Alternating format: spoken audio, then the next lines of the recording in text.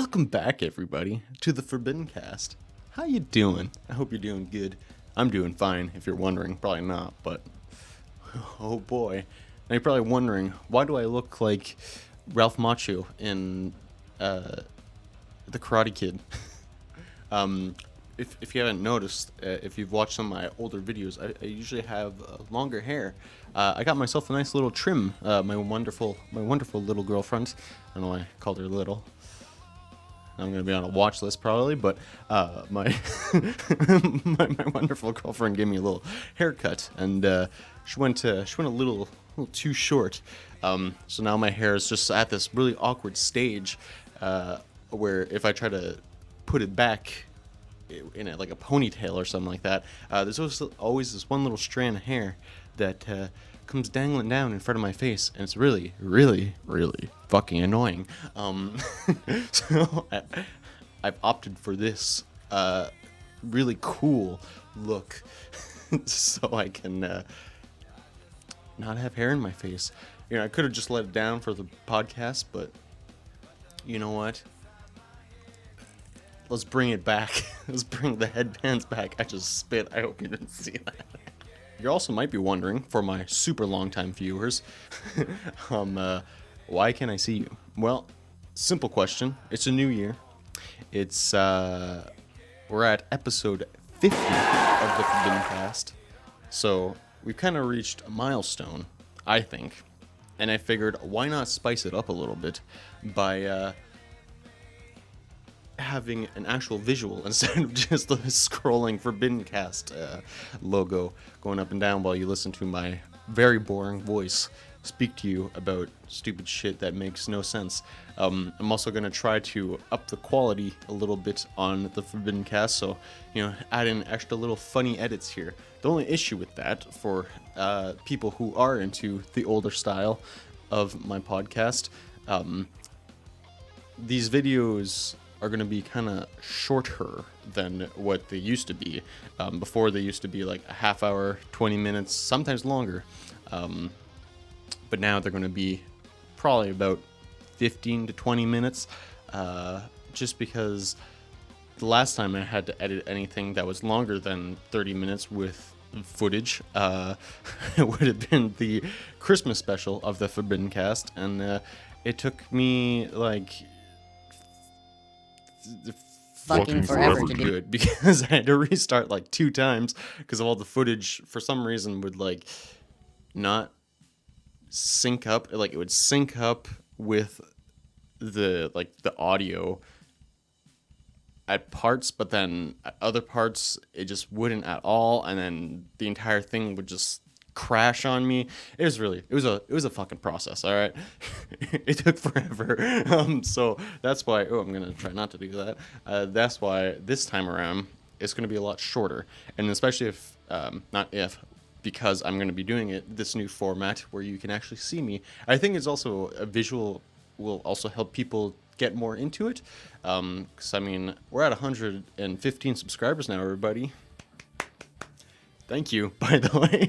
And that wasn't me being a jackass. That was just me being like actually happy that we've reached that many people. That's really cool. And I want to get more people involved in the podcast and to be more interested into it. And I feel like just the scrolling text is kind of really boring. And I feel like a lot of people aren't super into the whole podcast thing. At least I know some people that I personally know aren't really into it. So I figured this way it might get people's more attention. It might get more attention from people. You get to look at my stupid facial expressions whenever I fuck up sentences now, so that's fun. Yeah, so anyways, everybody, it's been a while since I've posted anything on my channel, which you've probably have noticed. And there's a reason for that. One being, it was around the holidays whenever I kind of took a break. I think the last actual podcast I did before the Christmas special, I was saying how I was at my parents' place, the audio sounded like shit, I wasn't using the proper microphone, and it was just the wrong vibe. So I kind of I decided to pause everything for YouTube, except for the Christmas specials, of course. And yeah, and then just pick things back up once I was done doing what I was doing. And if you're wondering what I was doing, I was finally recording my Celestial Quest 2 album. So that means all the guitars are done, all the bass all the bass is done, all of the leads are done. So that means it's gonna be coming out. I don't want to say soon, but soon-ish. I don't want to give away any dates because I still have lots of work to do. I still got to do a little tiny bit of synth work left, and then I got to make all the videos.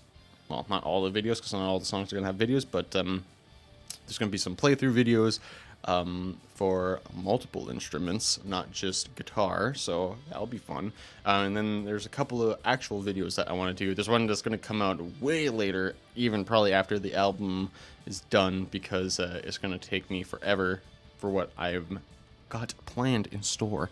And then the other one, I just actually need to record the footage of it, but I want to make sure that the album is completely done and mixed and everything like that. I get that all planned out before, because I've learned from my past 2 releases that I've released, the first Celestial Quest album and then the Forbidden Messiah album, that you have to kind of build up the album rather than just put it out and then have people listen to it, where you got to kind of build it to a point where it's like people get interested, and you have to be able to have something for people to watch so they can get interested.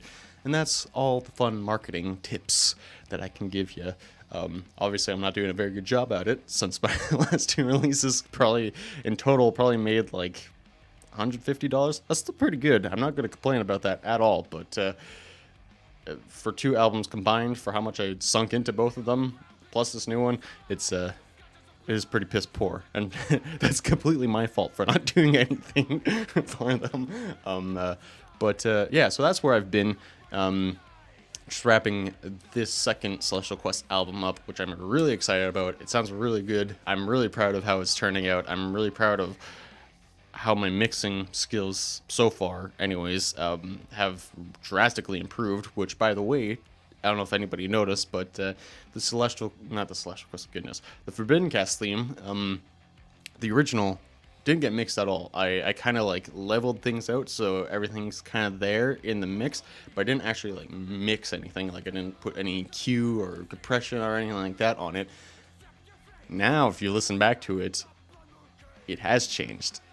For the better, I hope, anyways, because I actually mixed it. I took some time to mix it, and I think it sounds way better. I think I'm honestly pretty proud of how it turned out, so maybe I'll do a side-by-side comparison one day.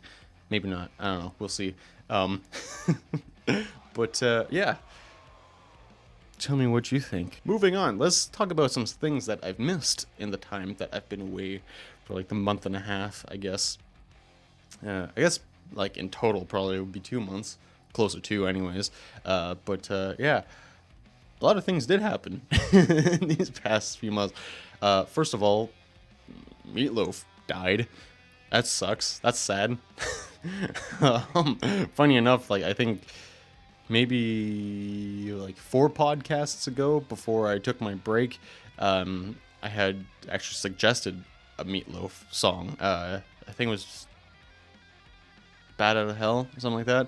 I don't want to say I'm a huge Meatloaf fan. I've probably said it before, but like, because I'm not a huge Meatloaf fan, like I do like some of his stuff. Like I do like that Bat Out of Hell album, as well as a couple of songs off of that album.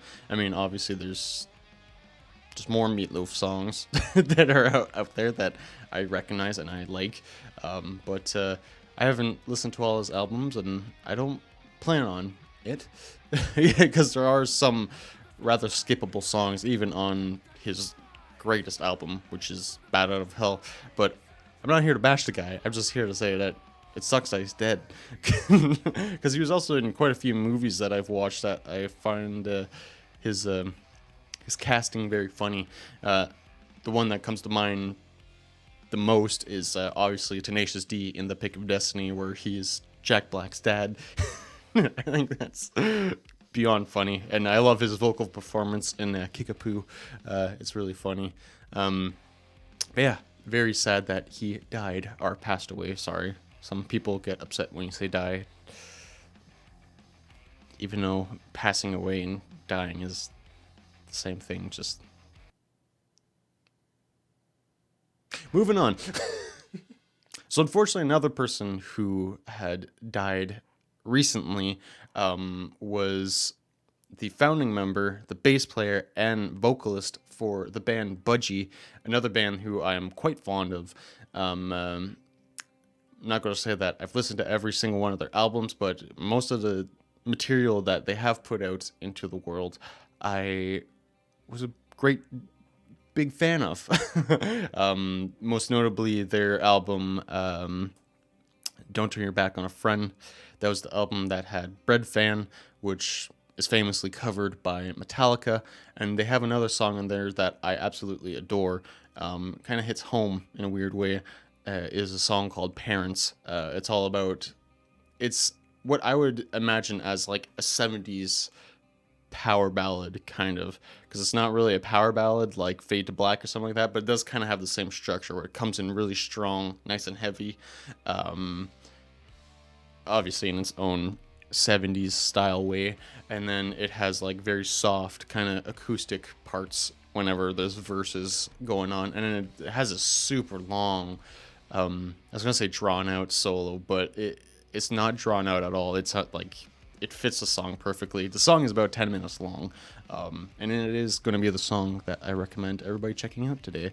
I feel like I've actually suggested this song before, but I don't care, because Mr. I want to get it right, Berkey Shelley, I believe is his name. I want to double check that just in case it isn't right, because I'm going to feel like a total jackass if it isn't.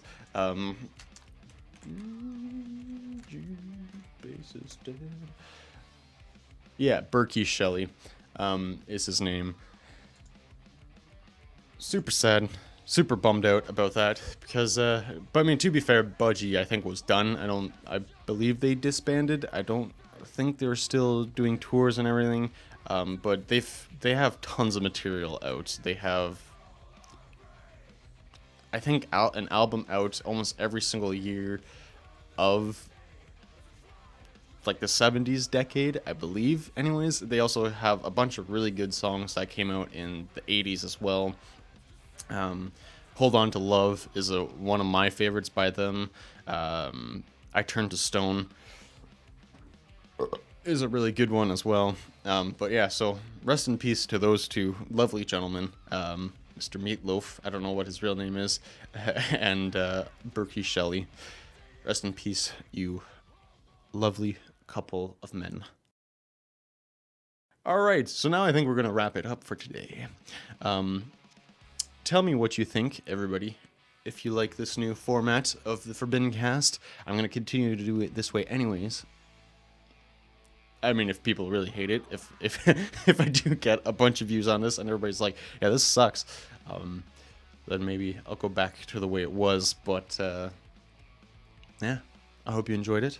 I hope you have yourself a wonderful day, and look forward to more content coming from me. I'm not going to say it's going to be out next week or something like that, because I've promised things like that before, and oopsie, have not delivered. So just expect more stuff to come from me, because I'm still in my time off, my laid off time until I begin work again, and yeah, and just completely ruin my back, ruin my whole mental sanity, and yeah, it's gonna be really fun. I love work. I mean, this is technically work, but fun work. I enjoy doing this. That's why I do it. Anyways, everybody, have yourself a wonderful time. Goodbye.